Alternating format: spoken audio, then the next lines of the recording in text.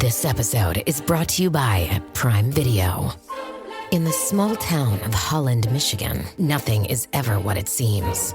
Behind the tulip festivals and pretty houses lay dark secrets that threaten to tear a marriage apart. Nicole Kidman stars in this darkly twisted thriller about a wife and mother whose quest to uncover her husband's secrets may get her more than she bargained for. Holland, streaming on Prime Video March 27th. Experience a progressive lens engineered with AI from Essilor, powered by individual measurements of your visual behavior.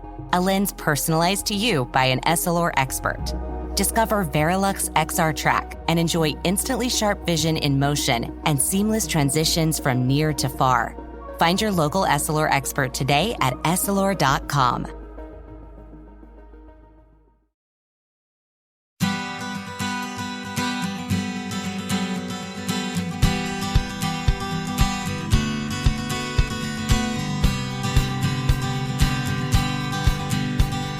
Welcome to the Parent Footprint Show with Dr. Dan. I'm Dr. Dan, your host, and you're listening to our weekly Parent Footprint podcast. Our goal at Parent Footprint is to make the world a better place, one parent and one child at a time. And we believe that the key to raising happy, healthy, and engaged kids is for parents to be happy, healthy, and engaged themselves. Each week, we talk to an educator, doctor, author, or other professional who will help us by empowering us with their knowledge and insight so we can be purposeful parents and help leave a healthy footprint on our children.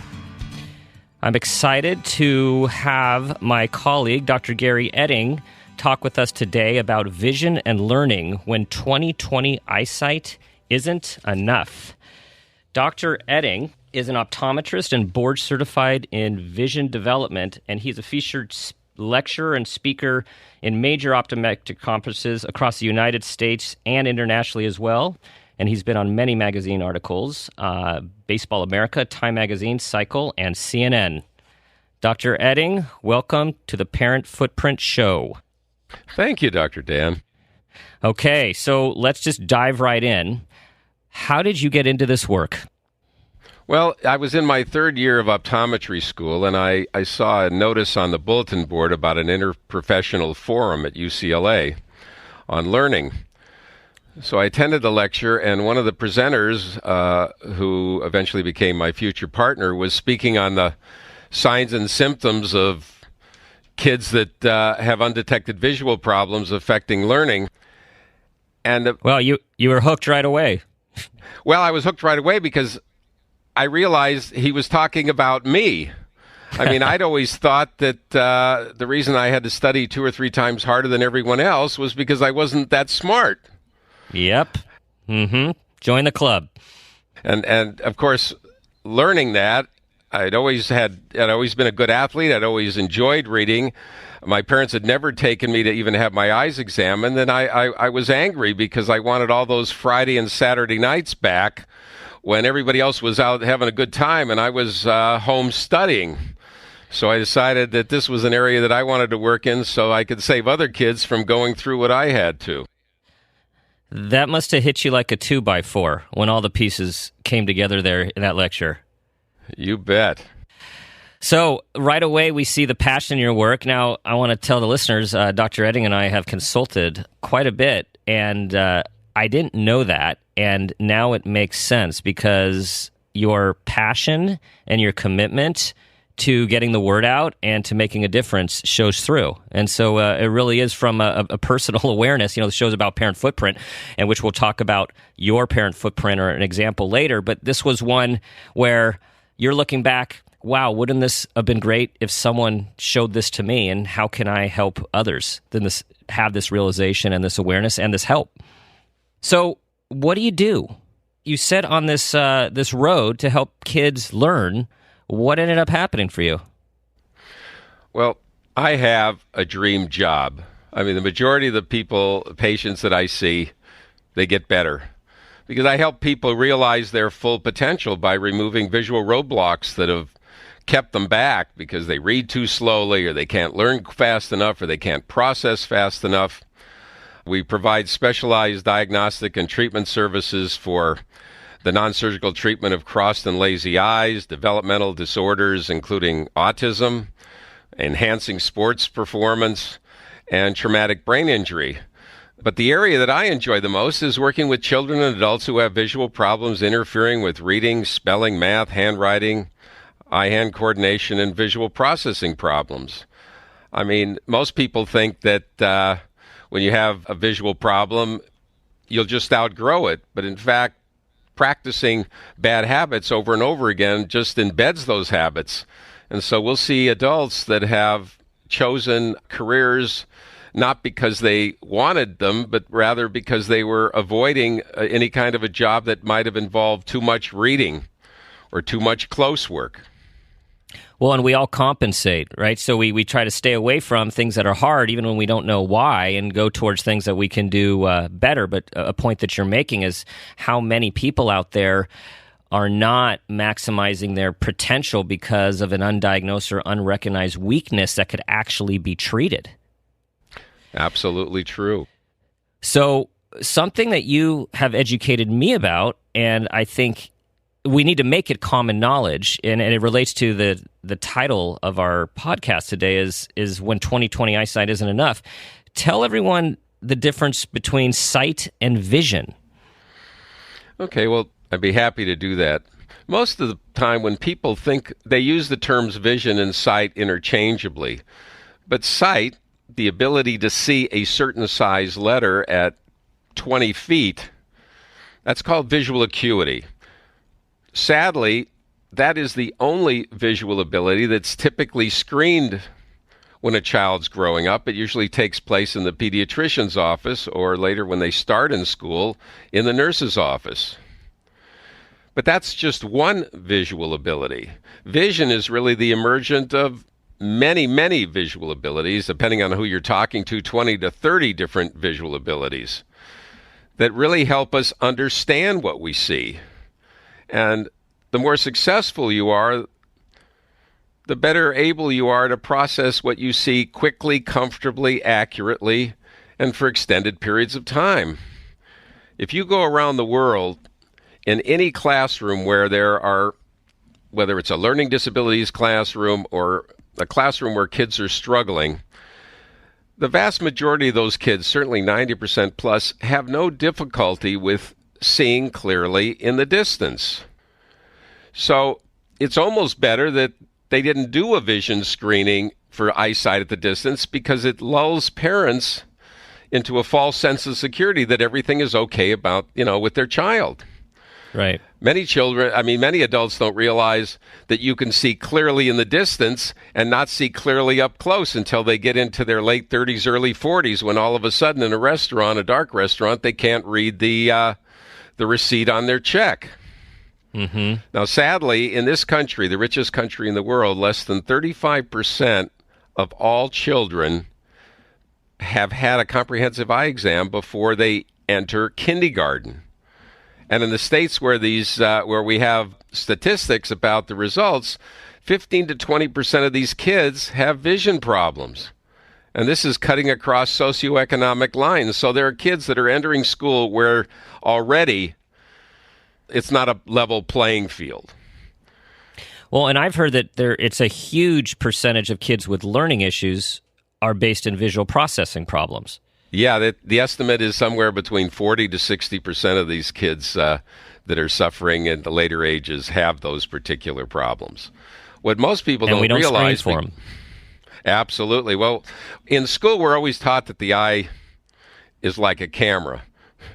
But if anything, the eye is certainly not like a camera. It's more like a very, very complex computer. And vision, basically, we know, is learned.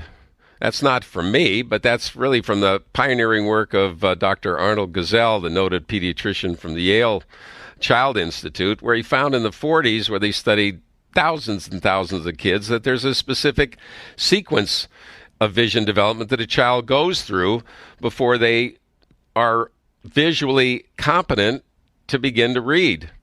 And what he found in the 40s was that readiness time comes in around 6.5 or 7. And yet in this country, we continue to lower the reading age. and introducing reading into, kindergarten and sometimes earlier, before these children even have a chance to develop the competency they need to be able to learn to read. Now, because vision's learned, no two people learn it at the same rate or to the same degree. It certainly makes it more difficult then to diagnose or assess who has a actual reading issue when you're saying that the brain and our eyes they're not meant to go together to read at that level when we're introducing it in our schools. Absolutely. And for a parent, unlike learning to walk and talk, it's hard for a parent, unless they've had more than one child, and especially for the child themselves, to know whether they're doing it right.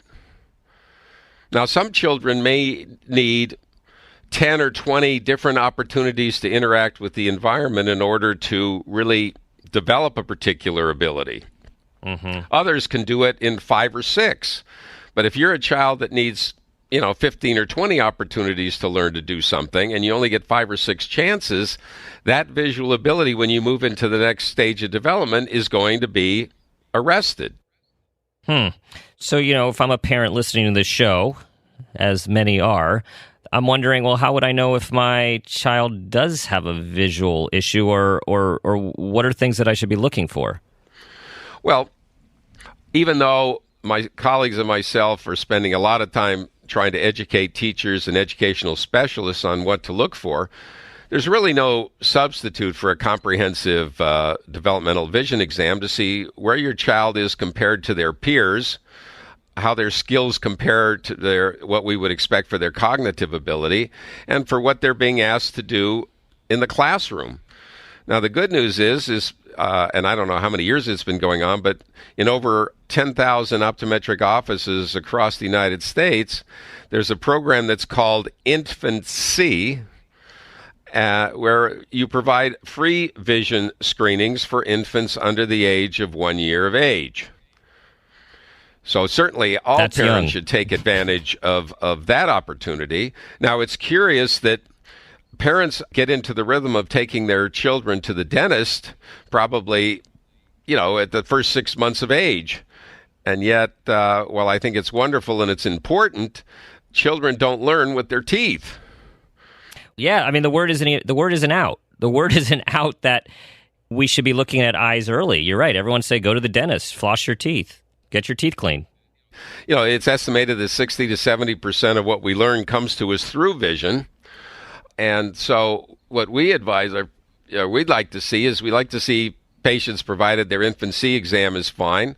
We like to see them again at 2.5 or 3 years old, not because we're expecting that they're going to need corrective eyewear, but rather to begin to empower their parents to provide the toys, games, and the environment to ensure that their vision develops properly.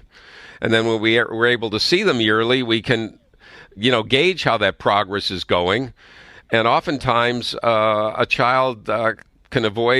parents can avoid their child suffering in school just sometimes by maybe having them spend another year in preschool or another year in kindergarten until their visual abilities catch up to the visual demands that they're being asked to respond to in the classroom. So like most things, you're saying early intervention is key, but also I'm guessing with neuroplasticity, it's never too late as a parent to get your kid's eyes checked and see what's going on. No, because vision's learned, it can be developed, and it can be really developed at any age. People always ask me, well, because a lot of what we end up doing in our office, we're usually the last person that a parent will bring their child to who's struggling in school. They've gone to everybody else, and oftentimes they'll come in to us, and one of the first questions I'll ask the child is, do you ever see double when you read? And it's not uncommon for me to hear a child say that, yes. And I would say that happens at least 2-3 times a week. And the parent looks at them and says, well, why didn't you tell me? And the kid says, well, don't you see double also? So we're right. But because on the reports that I get from the other paraprofessionals, they'll say, well, the eyesight is perfect. It's 20/20. So therefore, that area was never looked at. and the child has unnecessarily lost time and has developed bad visual habits, which means that the only way we can successfully remove the visual roadblocks is we have to retrain the visual brain to learn to use the eyes in a more efficient way. Now, some of the signs that parents and teachers should look for that may tip them off that a child has a problem with an undetected vision problem are things such as having to use their finger to keep their place when they read, skipping and leaving out small words, skipping lines, having difficulty copying from the board to their paper, holding the book unusually close, getting into distorted postures or covering an eye when they're reading, slow reading speed, low comprehension, even though they've had extensive tutoring, complaints of headaches after they use their eyes for a while, or blurry vision. They usually struggle with spelling. They have difficulty sometimes transposing letters and numbers. They have difficulty with visual spatial tasks, and they have difficulty with visual motor tasks, even though they've had extensive occupational therapy. What people don't also know is that 20% of the visual information that comes into the eye does not even go back to what we call the visual part of the brain, but rather it goes into the trunk and to the rest of the body because vision is very intimately involved in balance and posture.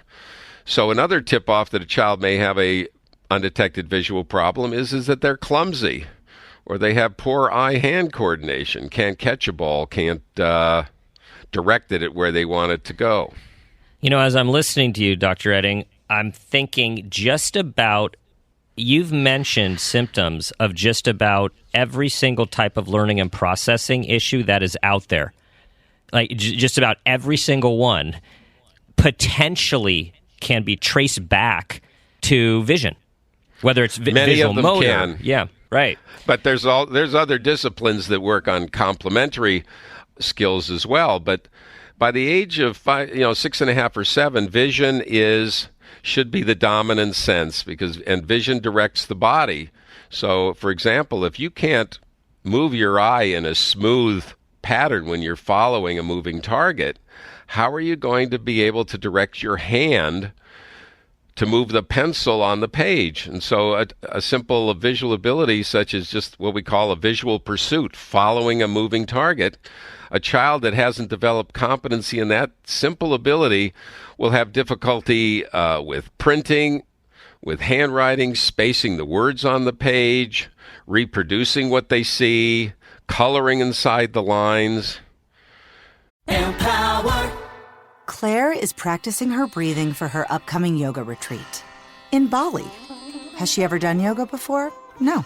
But Claire worked with Empower on her savings and investment strategy. She got good at money, so she can be a little bad. Empower. Invest well, live a little. Join our 19 million customers today at empower.com. Past performance is not indicative of future returns. Investing involves risks. You may lose money. Advisory services are provided for a fee by Empower Advisor Group, LLC, EAG, a registered investment advisor with the Securities and Exchange Commission. Om Namaste. This episode is brought to you by Shopify. Upgrade your business with Shopify, home of the #1 checkout on the planet. Shop Pay boosts conversions up to 50%, meaning fewer carts going abandoned and more sales going cha-ching. So if you're into growing your business, get a commerce platform that's ready to sell wherever your customers are. Visit Shopify.com to upgrade your selling today. What if an appliance emergency didn't have to be? If your appliances suddenly decided they were done, don't stress. Best Buy has you covered with a wide variety of major appliances from trusted brands, in stock and available now. So you don't have to worry about laundry piling up, refilling the fridge, or that big dinner party you're hosting. Because Best Buy has the knowledge and expertise to get you the right appliance for your home. Learn more at bestbuy.com. Best Buy. Imagine that. Throwing a ball in a straight line. Yeah, well, and a lot of times these kids are basically accused of being lazy and rushing through their work and not caring, when it actually can't come out the way they want it to come out because of one of these issues you're describing. That leads me into one of the most important visual conditions we see, which are eye teaming problems, where even though people just think it's a natural thing that the two eyes automatically feed information into the visual brain and everything is integrated seamlessly. Well, that is learned as well. And a lot of children have difficulty teaming their eyes together. And many of these eye teaming problems masquerade as attention and concentration problems. Exactly. It's kind of like trying to have two horses that are pulling your wagon that hate each other move the wagon in a straight line. And so, like you said, if a child has an eye teaming problem and their parents say, try harder, well, the harder they pull on those horses, the more the horses want to go their separate way. So after a while, they just don't want to try anymore. And when they don't try, and they look at kids around them that are able to do it, one of the things that goes through their mind is well, I'm as smart, maybe I'm not so smart, because look at how this kid's having an easier time and I'm trying my best and I can't do it. Right. So oftentimes these visual problems can become a behavioral problem because the child knows that his parents or her parents love them, and they don't want their parents to, and they think their parents think they are smart, so they want to hide this problem from their parents. So many times they will act out, or they will be the class clown to deflect attention off the fact that they can't do the task. Right. Well, you said I'm thinking three things that come to mind. One of the most important things that you just said is that it can manifest as attentional issues. And on a previous show, we talked about how auditory processing issues can also mimic attention issues. And we know that ADHD is a well-recognized concept, and some people think underdiagnosed, some people think overdiagnosed. But again, it's important that the listeners know that a visual processing issue can end up looking like an attentional issue. Which is why it's so important to look at all of the different aspects of functioning of a child when you're trying to figure out the complexity of why they might not be doing well in school, as well as some behavior problems that you really can't get your handle on. Absolutely. And what people also need to realize is that while there's more area of the brain dedicated to vision than all the other senses combined, if you're having a problem in, let's say, sensory motor development or a problem in auditory processing, the likelihood is you're going to have some difficulties in the visual area as well. It's not uncommon for colleagues to refer me patients that they think that the child has a visual problem, when in fact the child's problem is they don't understand what they hear. So I work very closely with speech and language specialists. In fact, I have a speech and language person that's actually works in my office, has a space in my office, because these problems are oftentimes seen at the same time. Both of them have devastating effects for the child if they're not diagnosed, both from a social standpoint as well as an academic standpoint. Well, and you just hit the next point, because in the past, you and I have discussed the complexity of how visual issues can actually impact social processing or social relationships, or basically just social skills. So could you say a little something about that? Well, we can talk about, there's a lot of issues involved, because one of the symptoms I didn't mention is poor eye contact. Now, we know that on the autistic spectrum, that's a very common characteristic, but there are other reasons why people have difficulty making eye contact, and sometimes they are visual. And so what happens is that if someone's not able to look at somebody, especially in their close visual space, without it being uncomfortable, and they're not looking at them, they're not going to be picking up a lot of the nonverbal clues that are giving them feedback about whether what they're saying or what they're doing is accepted by the person they're interfacing with. The other thing is that if you have to put conscious effort into trying to keep things clear and single, it's difficult for you to handle more than one sensory input at a time. So oftentimes kids that have undetected visual problems, the parents will tell me, well, we had his hearing checked and his hearing is fine, but he has difficulty following directions. And oftentimes the reason he's having difficulty following directions is that if he's making eye contact, he can't process the directions at the same time. They can really only do one thing at a time. Right. And, again, I want to recap here for the listeners. If you have a child who is frustrated in school, struggling in school, underperforming in school, and you've gone to another professionals, you've gotten some different kinds of testing, learning testing, you've gone to an audiologist, if things aren't adding up, this is the place to look. Again, because such a high number of these of people have undiagnosed visual processing issues, and our visual processing system impacts so many aspects of life: learning, attention, focus, task commitment, social skills, and then, as you pointed out, behavior. And so many kids get misdiagnosed with this label, which I do not like, oppositional defiant disorder, which basically just describes difficult behavior. It doesn't tell us what's going on behind the scenes, and that's what we really need to know to help a child. So in terms of that, Dr. Edding, when a visual processing issue is identified, what's done? Okay, well, usually the process in terms of testing will involve several hours of testing to get an idea of where to start from a vision development standpoint. The treatment program is called optometric vision therapy. I mean, that's the term we use, but it's really visual brain retraining, because we're really trying to teach the person how to use a more efficient pattern to do a particular task. It involves usually weekly visits for 50 minutes and, coupled with about 24 minutes of homework to reinforce these visual abilities so that they become automatic. Typical programs, depending on how early the child is seen and how deeply embedded the problems are, typically the programs are from 3 to 9 months in duration. And they're not something that needs to keep being revisited all the time. I mean, once these skills are learned and they're practiced, they become unconscious and they're a part of the individual. And I just want to make a statement here is there's seemingly controversy in the literature about the research on vision therapy, and I'm just going to state here that based on lots of experience with clients and family members who have gone through vision therapy when it has been appropriately suggested, it really can help, and it really can make the difference in not only reading ability, but ability to pay attention, ability to focus, what is then translated into what we call motivation, because now someone has the stamina and can be successful. And so I just want to say it's definitely something to look into when your child is struggling, you've tried lots of stuff and nothing else is working. Vision therapy is retraining your brain, just like Dr. Edding said.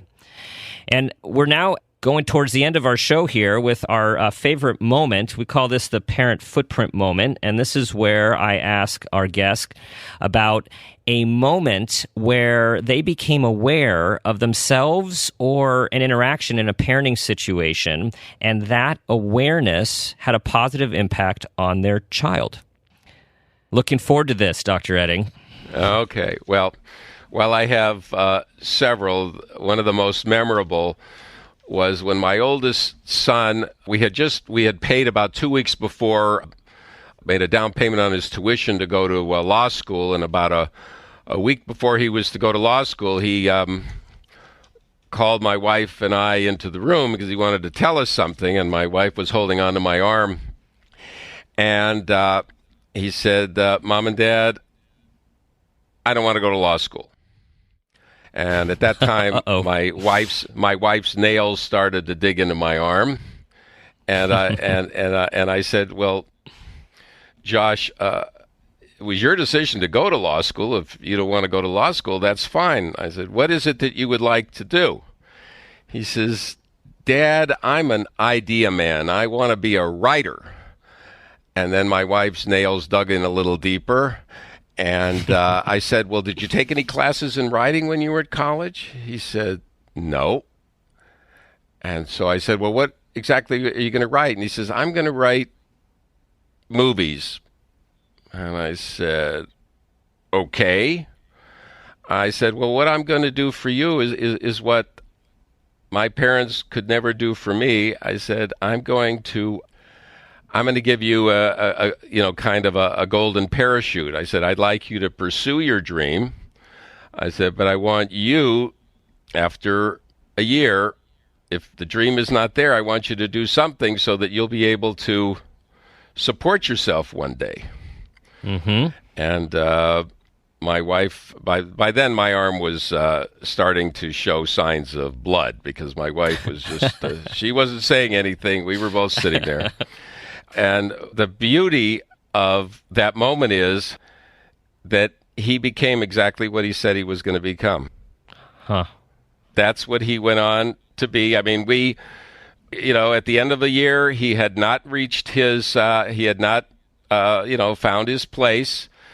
He went on his own, got an advanced degree in business, which he claims to this day he really didn't need.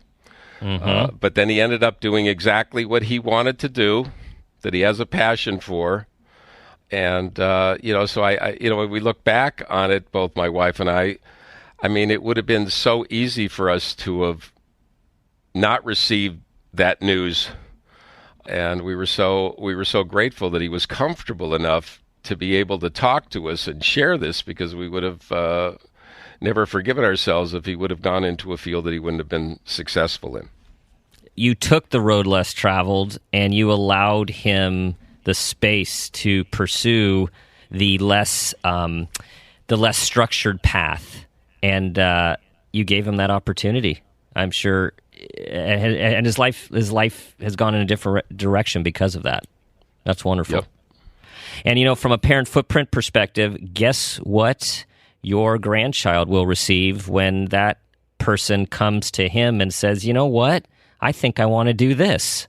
Yep. I have a feeling he will he'll think back on that moment. I certainly hope so. Dr. so. Edding, thank you for being on the show and educating us about eyesight and vision. And listeners, 2020 is not enough. If your child is exhibiting puzzling behavior, this is where we want to go get vision checked. Dr. Edding, where can our listeners learn more about you and your work? Well, I have two websites. One is called, one word, visualprocessing.com. Another one is visionhelp, HELP.com. And the organization that certifies doctors in my area of expertise and is able to give you a doctor in your particular area and has plenty of articles for additional information is the acronym CCOVD.org. It stands for the College of Optometrists in Vision Development. Wonderful information. You are truly a leader in the field and always present everything straightforward, user-friendly, and now I know why you're so passionate about it. Dr. Edding, thanks for being on the show. I'd like to thank listeners for tuning in. And if you want to learn more about Parent Footprint, please go to www.parentfootprint.com. And as always, I will leave you with a final question. What footprint do you want to leave?